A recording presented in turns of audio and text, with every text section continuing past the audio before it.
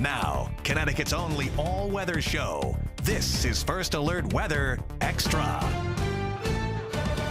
One of the most famous animals on the planet is under threat like never before. Scientists have classified the emperor penguin as officially endangered and say climate change is to blame.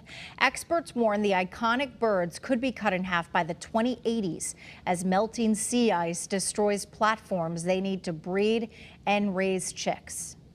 And also they forage in the pack ice, so they lots of the prey that they depend upon is very ice dependent. The update from the International Union for Conservation of Nature also adds the Antarctic fur seal to the endangered list after its population dropped by more than 50% between 1999 and 2025. Organizers of the Country Thunder Music Festival next month may have to find a new location. The two-day music event scheduled for next month is expected to bring thousands of people to St. Pete Beach, Florida.